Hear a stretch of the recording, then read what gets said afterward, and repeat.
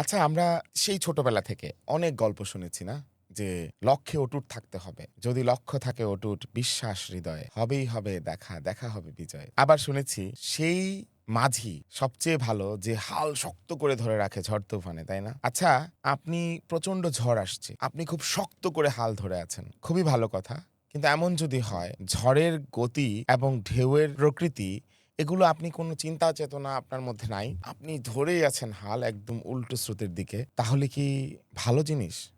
ভালো না। তার মানে লক্ষ্য আসলে এইভাবে অটুট এখানে বোঝানো হয়নি। সাহিত্য অথবা আমাদের সকল গল্পে যে লক্ষ্যকে আমরা বুঝেছি, বুঝার মধ্যে একটা বড় রকমের ভুল আছে। আমরা বুঝে নিয়েছি যে আমি স্থির করব যে আমি ডাক্তার হব, ইঞ্জিনিয়ার হব। যদিও পৃথিবীতে প্রায় ১২০০ র উপরে কেরিয়ার আছে রিকগনাইজড এবং কমপক্ষে ১-২০০ কেরিয়ার আমি যদি এখন ঠান্ডা মাথায় আপনাদের সাথে ডিসকাস করি, আপনার মাথায় চলে আসবে যেটা আপনি এখনো ভাবছেনই না। আপনি মনে করছেন এটা হারিয়ে যাওয়া একটা পথ। এই পথে এখন আর চলবে না। কিন্তু আপনি শুরু করেন ওই চিন্তাটা নিয়ে ওইটার আপনি যদি এক্সিলেন্স অর্জন করেন। ধরেন একজন কুমার। আপনি দেখেন এখনো ওই কুমারের ওই কাজের উপরে, আর্ট পিসের উপরে, ওই পাতিলের উপরে একটা ভালো ক্যারিয়ার আছে। কিন্তু আপনি সেটাকে আপনার মতো করে সময়কে ধারণ করে সফিস্টিকেটেড করতে পারছেন না। সো কেরিয়ার অনেক থাকা সত্ত্বেও, এত কিছু থাকা সত্ত্বেও যদিও আমরা ২-১ টা বিষয় ১০ টা বিষয়ে ছোটবেলা থেকে শুনে, শুনে একেবারে রং মাইন্ডসেটে ঠিক করে নেই যে আমি ডাক্তার হব, ইঞ্জিনিয়ার হব, হাবিজাবি ১০ টা ৫ টা ২০ টা কেরিয়ার যেটা আমরা মনে করি যে এগুলোই হচ্ছে কেরিয়ার।